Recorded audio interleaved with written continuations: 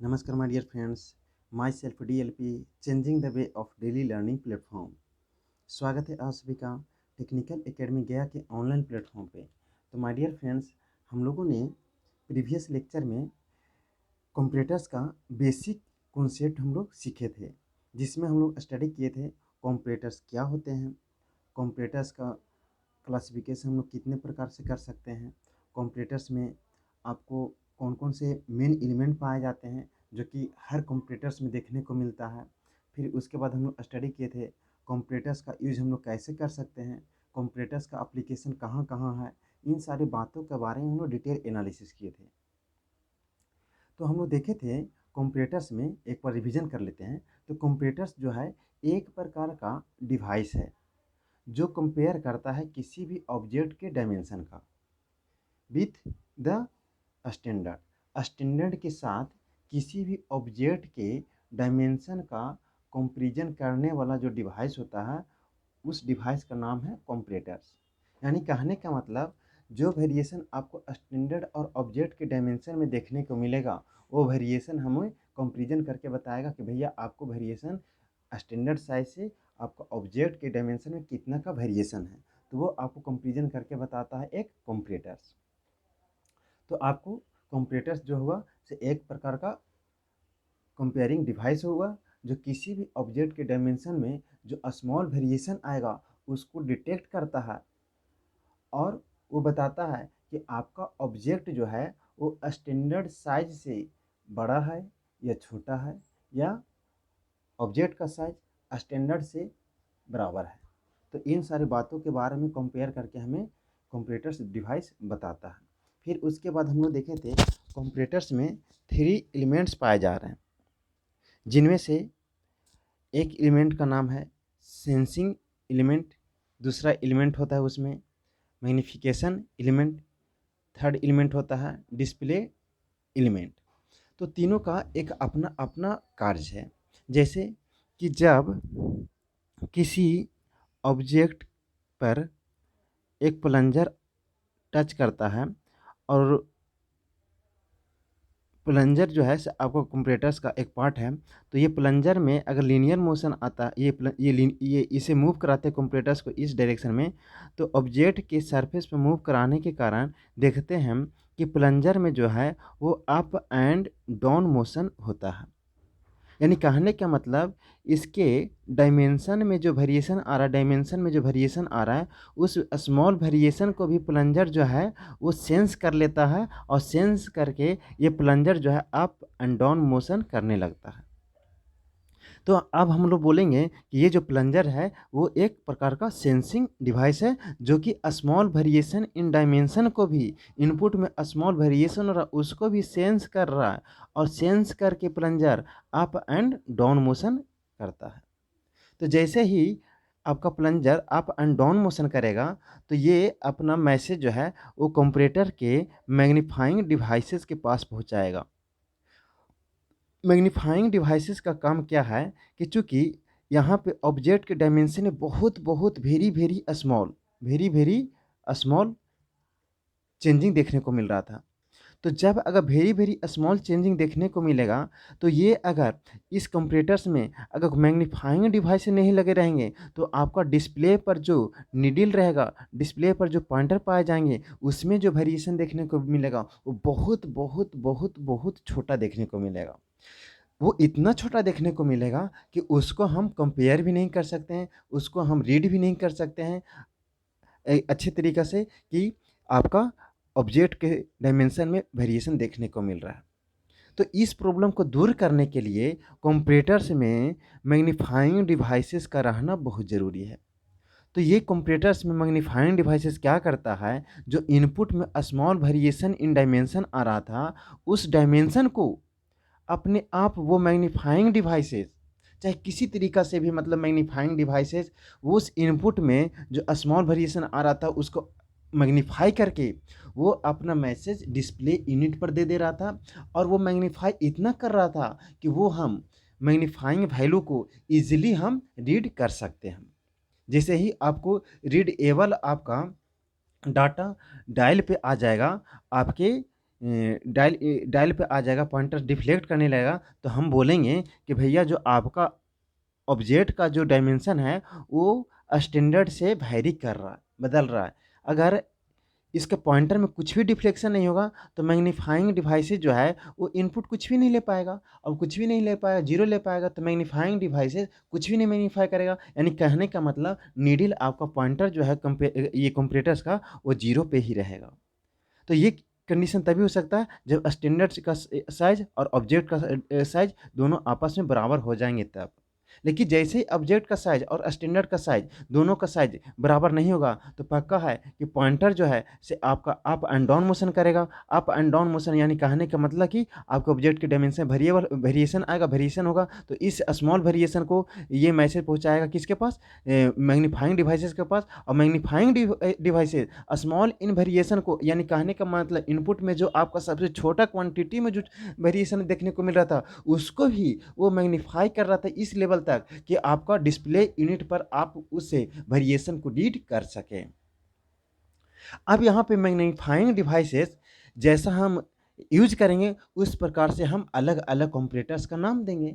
अगर अलग अलग तरीके से हम मैग्नीफाइंग करेंगे तो अलग अलग मैग्नीफाई करने के लिए जो हम डिवाइस यूज करेंगे उसको हम उसी तरीका से कंपैरेटर का नाम दे देते हैं। जैसे कि जब हम लोग कोई कंपैरेटर्स यूज करते हैं और कंपैरेटर्स यूज करने में जब हम मैग्नीफाइंग डिवाइसेस के तौर पर कोई मैकेनिकल डिवाइसेस लगा देते हैं, मैग्नीफाइंग डिवाइसेस में हम लोग मैकेनिकल एलिमेंट लगा देते हैं या मैकेनिकल लिंकेज का यूज करते हैं जिसके सहारे आपका कंपैरेटर्स मैग्नीफाई करके आपको जो आउटपुट वैल्यू देता है वो बढ़ा हुआ देता है, जिसको हम वैल्यू को रीड कर सकते हैं आसानी से। तो ऐसे डिवाइसेस जिसमें हम लोग मैग्नीफाइंग डिवाइसेस के तौर पे मैकेनिकल लिंकेज या मैकेनिकल डिवाइसेस यूज करते हैं, तो इस प्रकार के कंपैरेटर्स को हम लोग मैकेनिकल कंपैरेटर्स कहते हैं। फिर इसके बाद हम लोग स्टडी किए थे कि मैकेनिकल कंपैरेटर्स का दो इम्पोर्टेंट एग्जाम्पल होते हैं। उनमें से फर्स्ट इम्पोर्टेंट एग्जाम्पल है आपका डायल इंडिकेटर और दूसरा है सिग्मा कंपैरेटर्स। इसके अलावा भी मैकेनिकल कंपैरेटर्स में बहुत सारे आते हैं, इसके कैटेगरी में बहुत सारे मैकेनिकल कंपैरेटर्स आते हैं, लेकिन वो इम्पोर्टेंट नहीं है। आपको कहीं भी आपको किसी भी एग्ज़ाम में नहीं पूछा जाता है। तो हम उन सारे कंपैरेटर्स जो एक्स्ट्रा है जिसका मतलब ज़रूरत ही नहीं है, कभी ना आपको सेमेस्टर में ज़रूरत है ना ही एक्सटर्नल एग्ज़ाम में ज़रूरत है, उनको हम यहाँ पे डिस्कस नहीं करने वाले हैं। लेकिन आपको सिलेबस में मैकेनिकल कंपैरेटर्स में दो कंपैरेटर्स के बारे में स्टडी करना है। उनमें से दो है डायल इंडिकेटर और दूसरा है सिग्मा कंपैरेटर्स। तो ये दोनों जो कैटेगरी है, ये दोनों एग्जाम्पल है, वो एग्जाम्पल किसके हैं, मैकेनिकल कंपैरेटर्स का है। तो हम लोग बारी बारी से dial indicator and sigma comparators के बारे में, इसका कंस्ट्रक्शन एंड वर्किंग प्रिंसिपल, फिर इसके बाद हम लोग स्टडी करेंगे एडवांटेज क्या होता है डायल इंडिकेटर का, डिसएडवांटेज क्या होता है डायल इंडिकेटर का। तो आज के लेक्चर में हम केवल और केवल बात करने वाले हैं डायल इंडिकेटर्स के बारे में। इसके अगले लेक्चर में हम लोग बात करेंगे सिग्मा कंपैरेटर्स के बारे में। तो आपको पता चल गया होगा कि डायल इंडिकेटर एक प्रकार का मैकेनिकल कंपैरेटर्स है। अब जब ये मैकेनिकल कंपैरेटर्स है तो इतना तो फिक्स हो गया कि डायल इंडिकेटर में जो है आपको मैग्नीफाइंग डिवाइसेस के तौर पे आपको क्या लगे रहेंगे, मैकेनिकल डिवाइसेस, मैकेनिकल लिंकेज, जैसे कि आपको गियर लगे रहेंगे, आपको आपको स्प्रिंग कॉइल लगे रहेंगे। तो ये सारे जो आपका है वो सारे जो है मैकेनिकल डिवाइसेस हैं। तो इन सारे का यूज करके हम स्मॉल वेरिएशन इन डायमेंशन को भी हम मैग्नीफाई करके उसको आसानी से हम डिस्प्ले डिवाइसेस पर शो करते हैं। तो आइए बात करते हैं कंस्ट्रक्शन ऑफ डायल इंडिकेटर के बारे में। डायल इंडिकेटर का कंस्ट्रक्शन किस प्रकार से होता है। तो डायल इंडिकेटर का कंस्ट्रक्शन में इसमें जो होता है, इस डायल इंडिकेटर में एक प्लंजर लगे रहते हैं। ये आपको प्लंजर को इस तरीके से शो करता है। ये आपका प्लंजर लगा रहता है,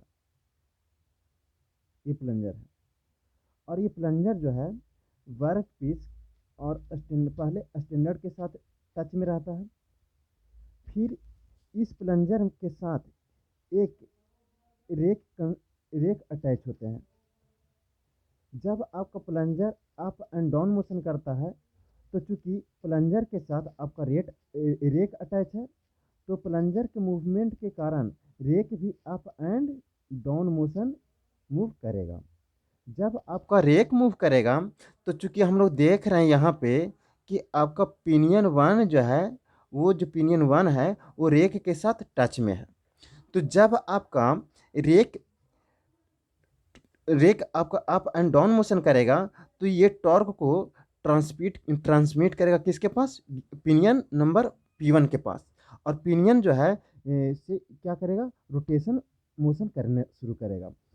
जब जब आपका rack up and down motion करेगा तब फिर जब आपका पिनियन वन रोटेशनल मोशन करने लगेगा तो चूंकि पिनियन वन और पिनियन टू भी दोनों जो है से सेम शाफ्ट पे कनेक्टेड है।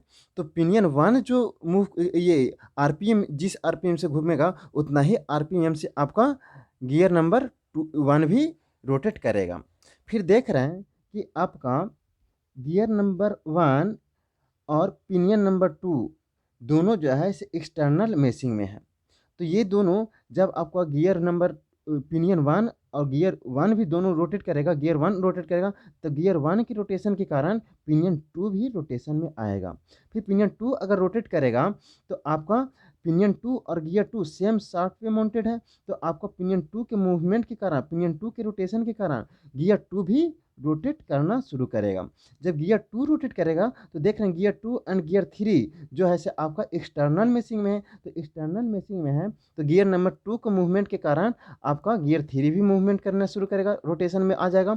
और गियर नंबर थ्री और पिनियन थ्री दोनों जो माउंटेड है सेम शाफ्ट में माउंटेड है। तो सेम शाफ्ट पे माउंटेड होने के कारण जब गियर नंबर थ्री मूव करेगा तो पिनियन थ्री भी मूव करेगा। और पिनियन थ्री के साथ आपका पॉइंटर अटैच है। जैसे ही आपका पॉइंटर जो है आपका ये पिनियन नंबर थ्री ये रोटेशन प्रोवाइड करेगा तो आपको डिफ्लेक्शन पॉइंटर में भी देखने को मिलेगा। चूंकि यहाँ पे देख रहे हैं कि आपको गियर नंबर थ्री के साथ एक कॉइल स्प्रिंग भी लगा हुआ है। तो इसमें जो है कॉइल ये आपका स्प्रिंग कॉइल भी क्या करेगा, ये आपको रोटेट करेगा और रोटेट करते हुए पोटेंशियल एनर्जी अपने में स्टोर करेगा। तो इसमें जो है ये स्पिंडल को मूवमेंट करने के लिए अप एंड डाउन मोशन ही होना चाहिए इस स्पिंडल में, यानी वर्टिकली डायरेक्शन में ही मोशन होना चाहिए। इसके लिए इसमें डायल इंडिकेटर में एक डायल वे लगे रहते हैं, गाइड वे लगे रहते हैं। इस गाइड वे का काम है स्पिंडल के मूवमेंट को गाइड करना in vertically up and down motion में। तो यहाँ पे हम लोग कंस्ट्रक्शन देखने की इसका इंडिकेटर का, तो इसका कंस्ट्रक्शन किस प्रकार से था कि इसमें जो है से आपका एक स्पिंडल होता है। स्पिंडल जो है से आपका एक छोर पे क्या रहता है, वर्कपीस से टच में रहता है। फिर स्पिंडल के साथ एक आपका रेक टच में रहता है, रेक आपके इसके संपर्क में रहता है। फिर उसके बाद रेक के साथ जो है आपका एक पिनियन नंबर वन ये टच में रहता है। और पिनियन नंबर वन के साथ आपका सेम शाफ्ट पे एक गियर नंबर टू जो कि पिनियन वन से बड़ा है और ये सेम शाफ्ट पे रहते हैं। तो गियर नंबर वन भी इसी के टच में रहते हैं। फिर इसके साथ गियर नंबर वन जो है वो पिनियन टू के साथ एक्सटर्नल मेशिंग में रहता है। और पिनियन नंबर टू जिस शाफ्ट पे उसी शाफ्ट पे आपका गियर नंबर टू भी है। फिर आपका देख रहे हैं gear number two gear number three के साथ एक्सटर्नल मेशिंग में है।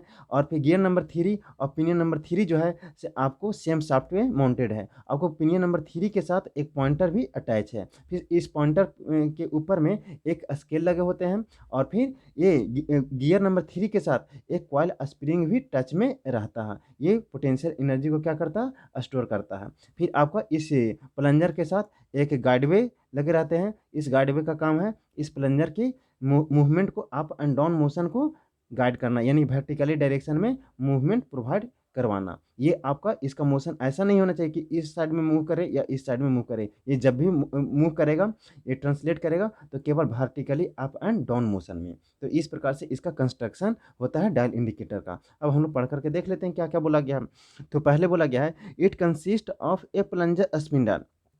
इसमें जो होते हैं एक प्लंजर स्पिंडल लगे होते हैं विच ट्रेवल्स थ्रू द गाइडवे, जो किसके सहारे चलता है, गाइडवे के अकॉर्डिंग ट्रेवल करता है। फिर आगे बोला जा रहा है कि the plunger spindle carries a rack. Plunger spindle में क्या लगे होते हैं, एक रेक लगे रहते हैं which is attached with pinion, ये पिनियन गियर P1 जो है आपका ये प्लंजर के साथ एक गियर, ये रेक अटैच रहते हैं, और इस रेक के साथ आपको टच में एक पिनियन गियर रहता है जो कि P1 है। पिनियन गियर P1 टच में रहता है किसके साथ? रेक के साथ। फिर आगे बोला जा रहा है gear gear G1 P1, G2 P2, G3 P3 और कंपाउंड गियर ट्रेन।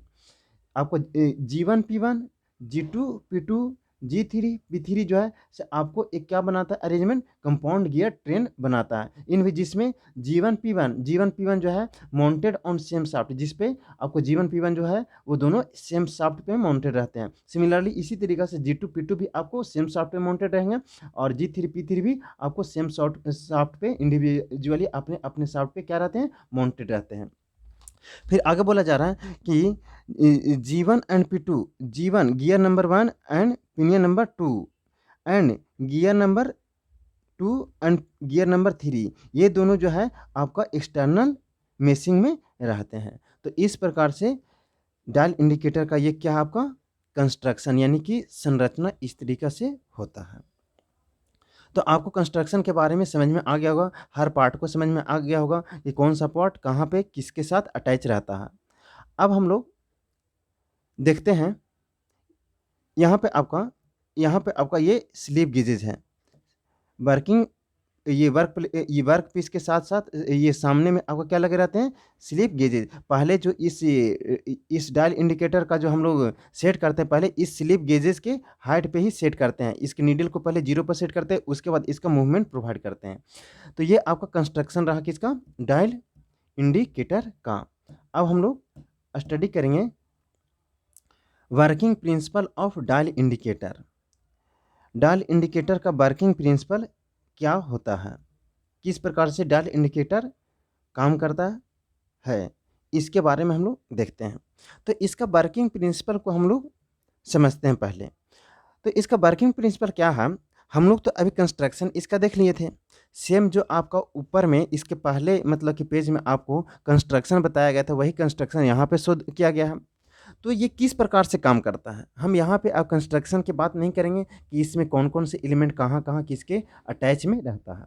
हम यहाँ पे बात करने वाले हैं कि ये किस प्रकार से स्केल पर हमारा डायल पे आपका डिस्प्ले डिवाइसेस पर आपको शो करता है डिफ्लेक्शन को मैग्नीफाई करके। तो इसको हम लोग समझते हैं पहले। तो हम लोग देखते हैं कि इसमें जो है से एक प्लंजर इस तरीके से लगे होते हैं, और ये प्लंजर जो है वो टच में रहता है, किसके टच में रहता है, वर्कपीस के टच में रहता है। जब ये प्लंजर इनिशियली स्लिप गेजेस के साथ सेट किए जाते हैं तो इसका नीडल 0 पे शो रहता है, इसका नीडल 0 पे रहता है, 0 पे सेट करते हैं।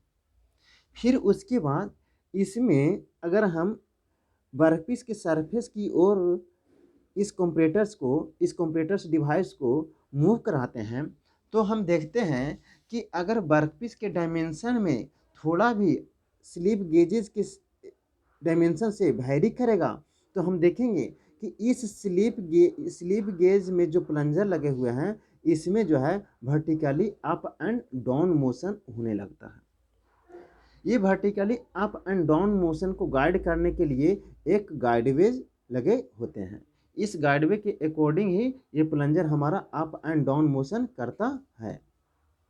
फिर उसके बाद चूंकि इस प्लंजर के साथ एक रेक लगे होते हैं, रेक अटैच में रहता है। फिर जब ये प्लंजर आपका ट्रांसलेशनल मोशन करता है, अप एंड डाउन मोशन करेगा, तो आपका रेक भी अप एंड डाउन मोशन करेगा। और रेक जब अप एंड डाउन मोशन करेगा तो आपका रेक के साथ पिनियन P1 अटैच है। जो आपका rack translational motion up and down motion कर रहा था, तो ये आपको अप एंड डाउन मोशन को पिनियन को क्या करेगा, रोटेशनल मोशन प्रोवाइड कराएगा। और जैसे ही आपका पिनियन नंबर 1 आपका रोटेशनल मोशन में जाएगा, तो चूंकि पिनियन 1 और गियर नंबर 1 दोनों जो माउंटेड है सेम शाफ्ट में माउंटेड है, और जब सेम शाफ्ट पे माउंटेड है तो जितना आरपीएम से पिनियन नंबर 1 रोटेट करेगा, उतना ही आरपीएम से आपको गियर 1 भी रोटेशन में आएंगे। अब जब रोटेशन आएगा तो बात आता है भैया कि ये जो रोटेशन जो करेगा कितना स्पीड के साथ करेगा। तो चूंकि एक जो है रेक एक प्रकार का गियर ही है, जिसका जो है रेडियस जो होता है, रेडियस ऑफ कर्वेचर जो रेडियस जो होता है वो इनफाइनाइट होता है। तो जब हम लोग देखे थे कि दो गियर अगर एक्सटर्नल मेशिंग में हो, दो गियर आपको मीट कर रहा है, तो उसमें जो होता है N1 T1, हम लोग थ्योरी ऑफ मशीन में पढ़े थे, N1 T1 N1 T1 is equal to N2 T2 N2 T2। N1 जो है से आपका RPM है पहले गियर का, और T1 जो है से आपका नंबर ऑफ टीथ को बताता है गियर नंबर 1 का, is equal to N2 T2। ये N2 जो है से आपका ये RPM बताता है गियर नंबर 2 का, और T2 बताता है ये number of teeth in gear number 2 को। तो यहाँ पे आपका रेक को हम लोग डिनोट करते हैं R से। तो आपका N1 is N1 into T1 is equal to NR into TR। R जो है इसे आपको रेक को शो करता है। तो चूंकि रेक यहाँ पे N1 के बारे में निकालना है, यानी कहने का मतलब पिनियन 1 का रोटेशन बताना है कि कितना RPM से रोटेट करेगा। ये आपको रेक से ज़्यादा करेगा या कम करेगा। तो यहाँ पे TR अपॉन T1 देखने को मिलेगा। तो चूंकि यहाँ पे देख रहे हैं कि हम जानते हैं कि रेक में जो आपको नंबर ऑफ टीथ जो होते हैं पिनियन से ज़्यादा होते हैं। तो जब पिनियन में नंबर ऑफ टीथ कम होगा रेक से, तो पिनियन में जो आपका रोटेशन जो आएगा, RPM जो आएगा, वो रेक से ज़्यादा आएगा।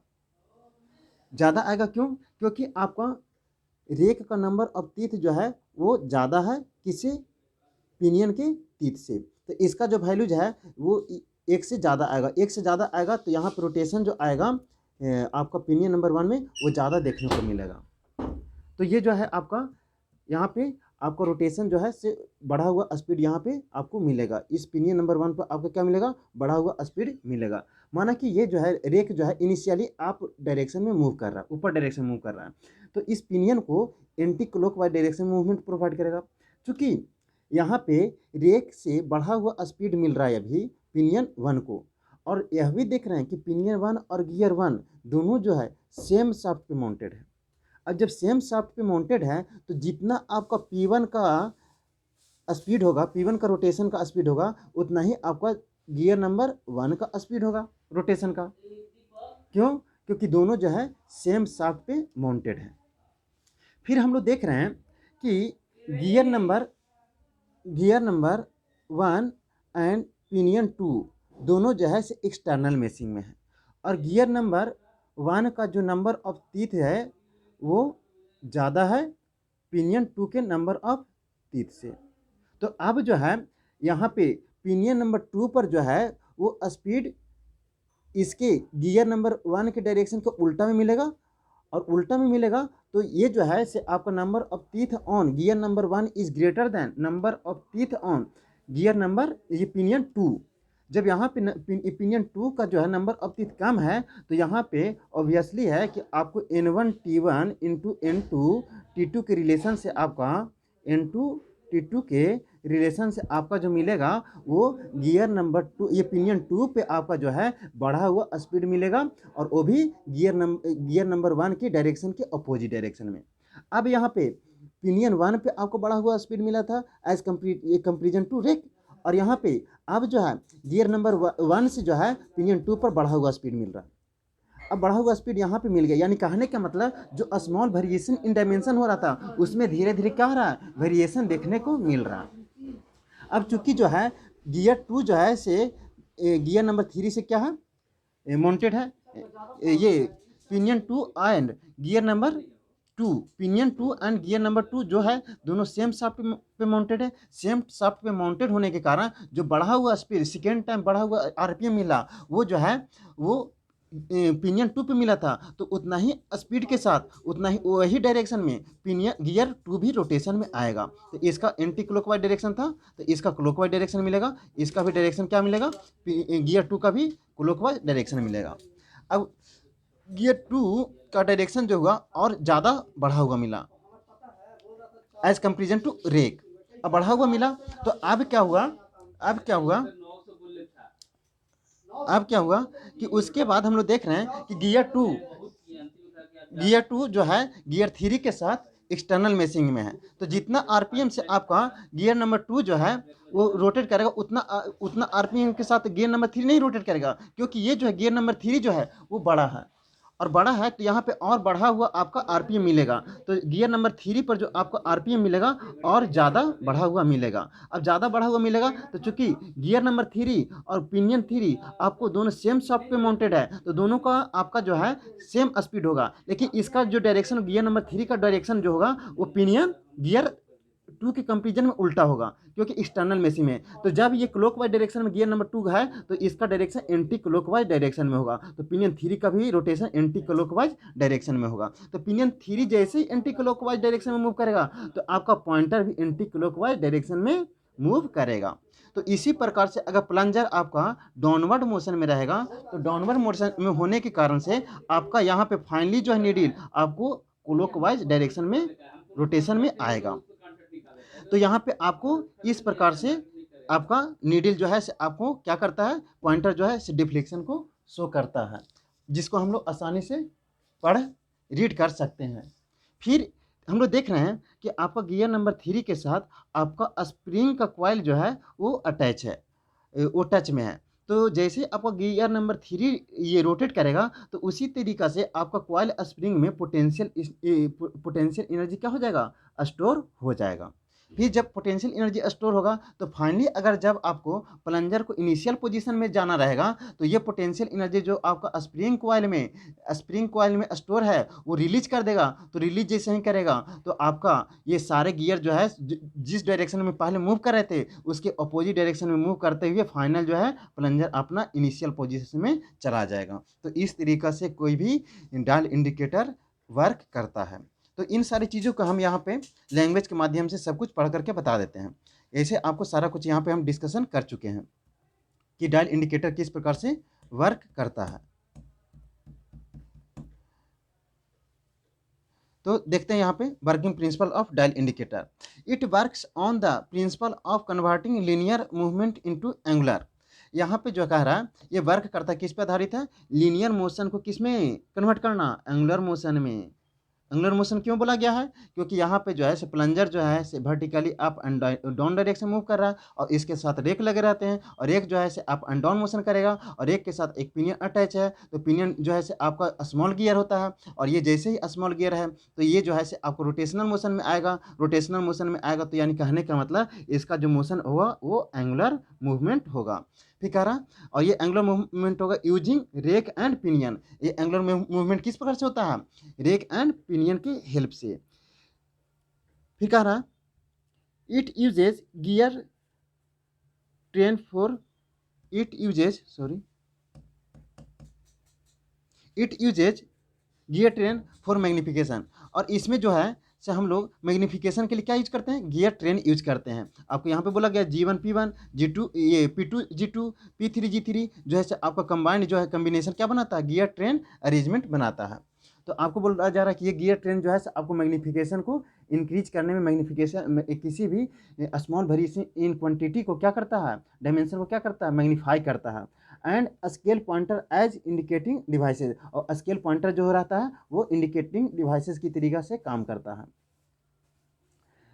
फिर अगर when we perform a inspection, जब हम किसी भी ऑब्जेक्ट का डायमेंशन को इंस्पेक्शन करते हैं तब क्या होता है, the plunger is placed and slide over object. जब हम लोग किसी भी ऑब्जेक्ट का इंस्पेक्शन करते हैं तो प्लंजर को हम लोग क्या करते हैं, पहले उस पर रखते हैं और रख करके उसको जीरो सेट करके उस ऑब्जेक्ट पर क्या करते हैं, उसके ऊपर स्लाइडिंग मोशन प्रोवाइड करते हैं। If there is any vertical direction movement, अगर किसी भी प्रकार का प्लंजर में कोई भी वर्टिकल डायरेक्शन मूवमेंट होता है, देन गाइड दियर मोशन, यानी कहने का मतलब कि उनके मोशन को गाइड वे क्या करता है, गाइड करता है, जिससे कि प्लंजर जो है से अप एंड डाउन मोशन करने लगता है।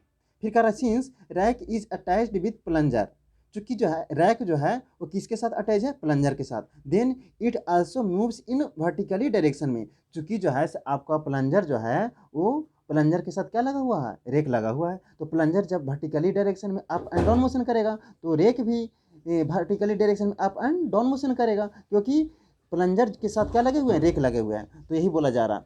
फिर कह रहा है then it also moves in vertical direction since rack is mesh with P1, आपका रैक जो है वो P1 के साथ का एक्सटर्नल मेसिंग है। सो P1 rotate with increase RPM, so P1 जो है से क्या करता है, इंक्रीज आरपीएम से रोटेट करता है एज कंपेरिजन टू R1। तो क्यों, क्योंकि N1 अभी रिलेशन बताएं, N1 जो है से आपका पिनियन नंबर 1 का आरपीएम है, रोटेशन का है, और T1 जो है से टीथ ऑफ पिनियन 1 है, is equal to N2 NR इसके अकॉर्डिंग जब आप रिलेशन स्थापित करोगे तो आपका पिनियन नंबर 1 पर जो होगा वो बढ़ा हुआ आरपीएम देखने को मिलेगा। और ये बढ़ा हुआ आरपीएम क्यों देखने को मिलेगा, क्योंकि T1 जो होता है वो ग्रेटर देन टी आर जो होता है वो ग्रेटर देन T1 होता है। तो इसका T1 को अगर इस क्वांटिटी को हटा करके यहाँ पे ले लाएंगे डिनोमिनेटर में, तो T1 आएगा तो ये क्वांटिटी जो होगा एक से ज़्यादा मिलेगा, एक से ज़्यादा मिलेगा। तो इसका कहने का मतलब, माना कि ये एक से ज़्यादा कहने का मतलब 5 हो गया, तो N1 is equal to 5 times of N R, यानी कहने का मतलब रेक का जो रोटेशन का जो स्पीड होगा उसके कंपेरिजन में 5 टाइम्स ज़्यादा होगा किसका, पिनियन नंबर 1 का। तो ये बात यहाँ पे बताया गया है। फिर आगे बोला गया है कि जैसे ही आपका क्या रहता है, since rack is mesh with P1 so P1 rotate with increase RPM. अब आपको समझ में आ गया, बिकॉज क्यों, क्योंकि रीजन भी यहाँ पे बता दिया गया है, because number of teeth on pinion is less as comparison to rack, यानी कहने का मतलब इसका रीजन क्या है कि number of teeth on pinion जो होते हैं वो कम होते हैं किसके कंपेरिजन में, रेक के कंपेरिजन में। And P1 and G1 mounted on same shaft, क्योंकि हम जानते हैं कि P1 और G1 क्या है, सेम शाफ्ट पे माउंटेड है। सो P1 जितना स्पीड से रोटेट करेगा उतना ही आरपीएम से आपका गियर नंबर 1 यानी G1 भी सेम आरपीएम से रोटेट करेगा। फिर आगे बोला जा रहा है क्या, अगला पॉइंट में बोला जा रहा है कि G1 is mesh with P2, आपका गियर नंबर 1 जो है वो किसके साथ मेस है, P2 के साथ मेस है, जो कि आपको यहाँ पे डायग्राम में दिखाया गया है। तो यहाँ पे G1 is mesh with P2, तो जब P2 से मेस है सो P2 also rotates with increase RPM. अब यहाँ पे वही कॉन्सेप्ट आएगा, N1 T1 is equal to N2 T2।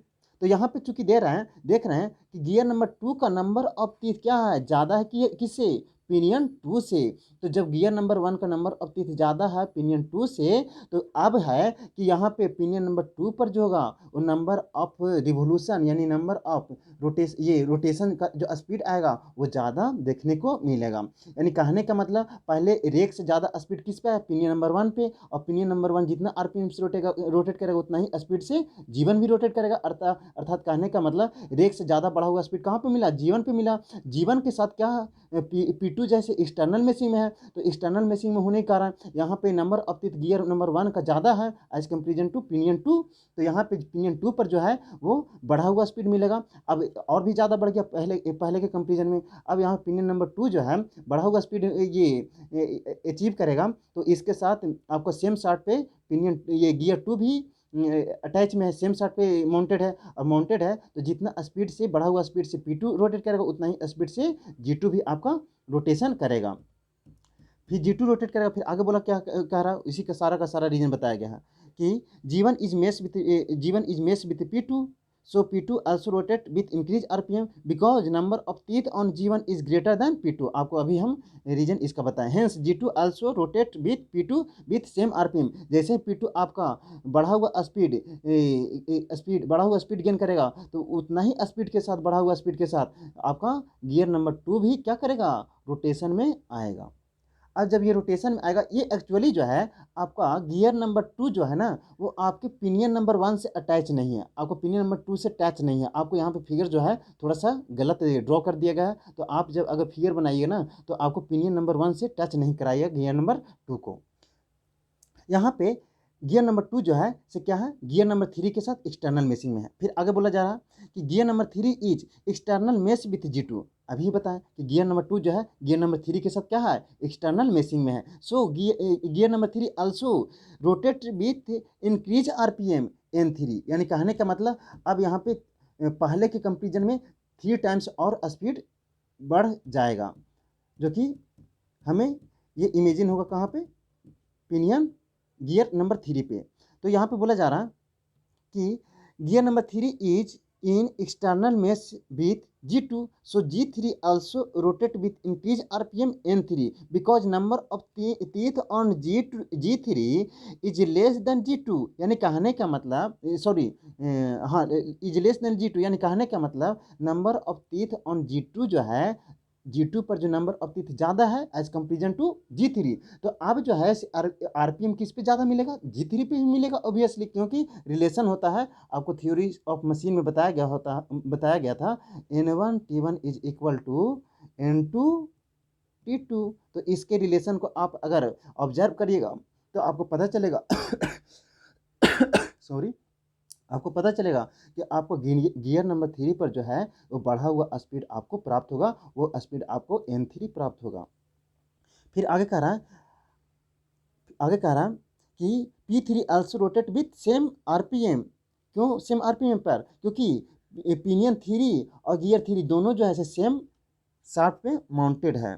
फिर आगे कह रहा है also rotate with same RPM and rotation of P3 will make the pointer to deflect which is obtained on scale. और जैसे ही मस्त आपका पॉइंटर 3 रोटेशन में आएगा, जो बहुत बहुत ज़्यादा मैग्नीफाई करके बताता है, और आपको शायद ये मालूम होना चाहिए कि आपको यहाँ पे जो इनपुट जो स्मॉल वेरिएशन इन डायमेंशन में जो आपका इनपुट आ रहा था, उससे लगभग आपको 100 टाइम्स 100 to 200 टाइम्स ज़्यादा मैग्नीफाई करके यहाँ पे हमारा आउटपुट रीडिंग शो करके बताता है. अब जैसे ही आपको आउटपुट रीडिंग अगर इनपुट से अगर 100 या 200 टाइम्स ज़्यादा बताएगा तो ऑब्वियसली कि हम उस डाटा को हम रीड कर सकते हैं.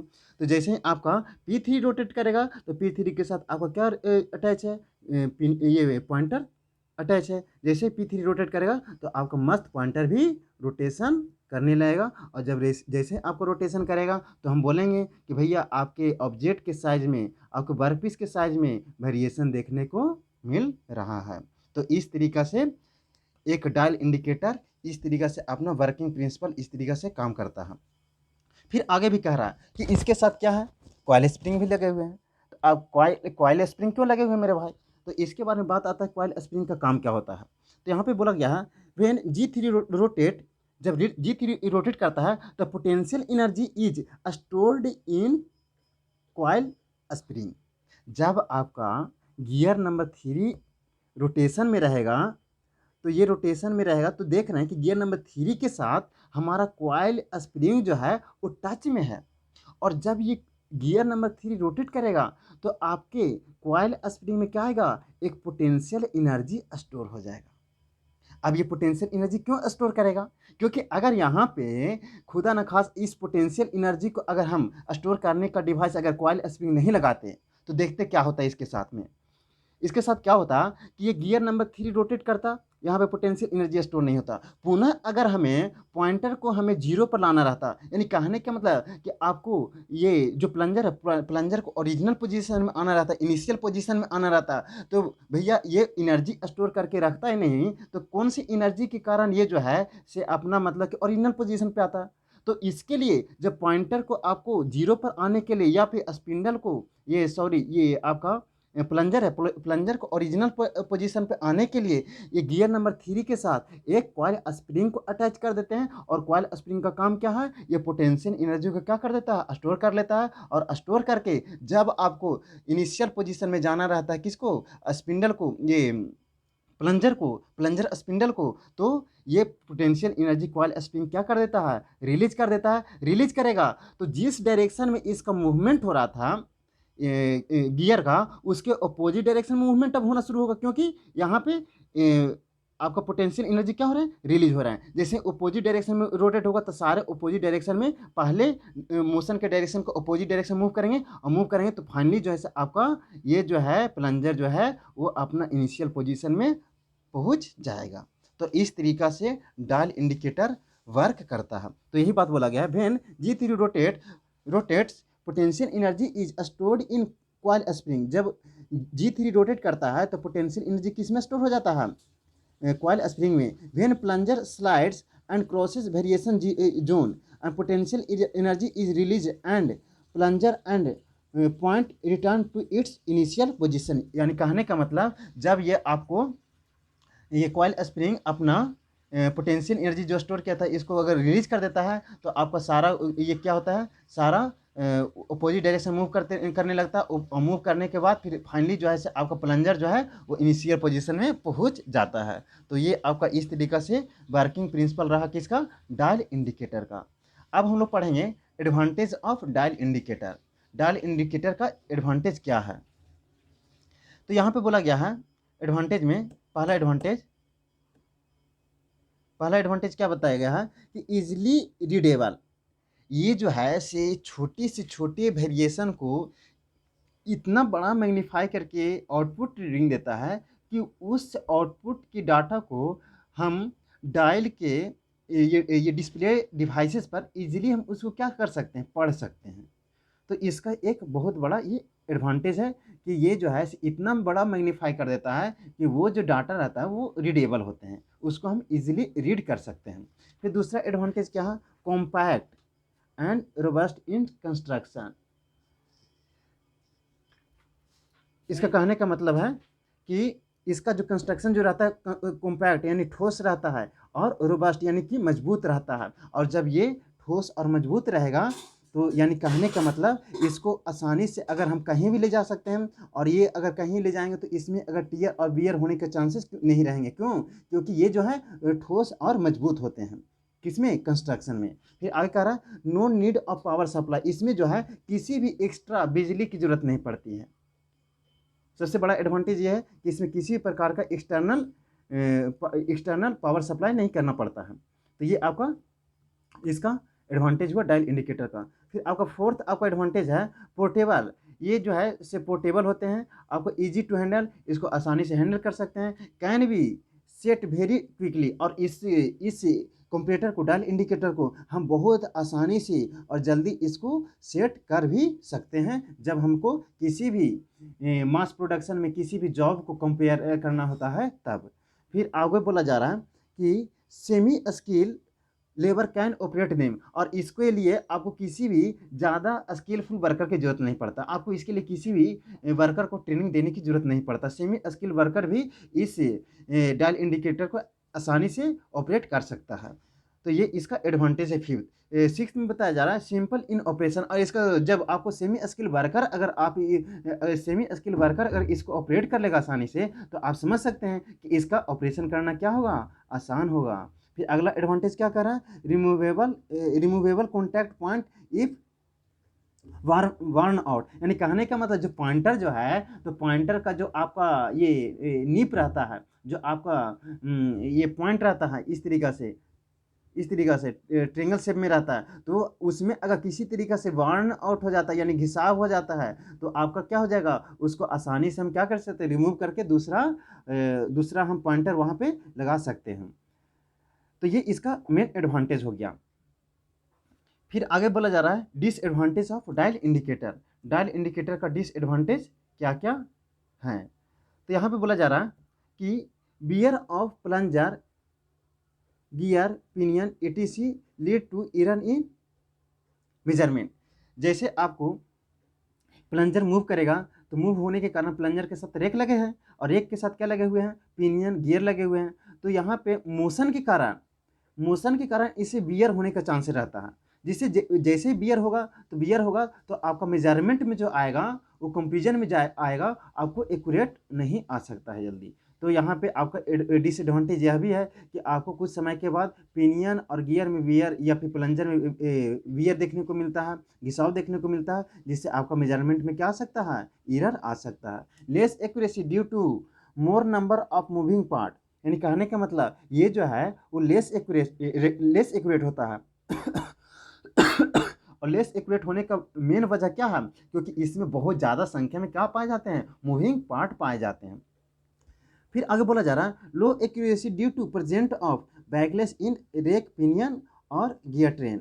यहाँ पे लो एक्यूरेसी देखने को मिलता है क्योंकि आपको रेक पिनियन और गियर ट्रेन में आपको बैकलेस देखने को मिलता है, बैकलेस एरर देखने को मिलता है, इसलिए यहाँ पे एक्यूरेसी जो है आपको लो देखने को मिलता है। बैकलेस क्या होता है इसको हम लोग आगे लेक्चर में अच्छे तरीके से बात करने वाले हैं, जब हम लोग गियर का मेजरमेंट स्टडी करेंगे वहाँ पे।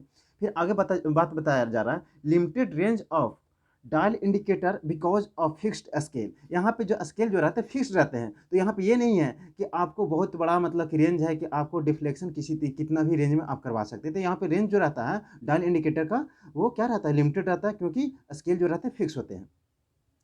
और इसके लिए फिर क्या है, आपको स्टैंड की जरूरत पड़ेगा। जब डायल इंडिकेटर देखिए आप फिगर जब देखिएगा, मतलब कि आप सर्च करिएगा क्रोम से गूगल में, तो आपको देखने को मिलेगा कि डायल इंडिकेटर को अरेंज करने के लिए आपको माउंटिंग स्टैंड की जरूरत पड़ता है और एक्जुलरी अटैचमेंट का भी जरूरत पड़ता है। एक्जुलरी में मतलब कहने का मतलब उसमें कुछ सहायक डिवाइसेस भी यूज किए जाते हैं, तब जा करके ये डायल इंडिकेटर प्रॉपर वर्क करता है। तो इसमें भी आपको कॉस्ट पड़ेगा, तो जो कि इसका डिसएडवांटेज है। Mounting stand and auxiliary attachment are required, जरूरत पड़ता है, जिससे कि आपका कॉस्ट बढ़ेगा तो आपको इससे डिसएडवांटेज मिलेगा। तो आज के लेक्चर में हम लोग डायल इंडिकेटर के बारे में लगभग सारे टॉपिक के बारे में स्टडी कर लिए। अब हम लोग नेक्स्ट लेक्चर में सिग्मा कंपैरेटर्स के बारे में स्टडी करेंगे। Thank you so much for watching with DLP।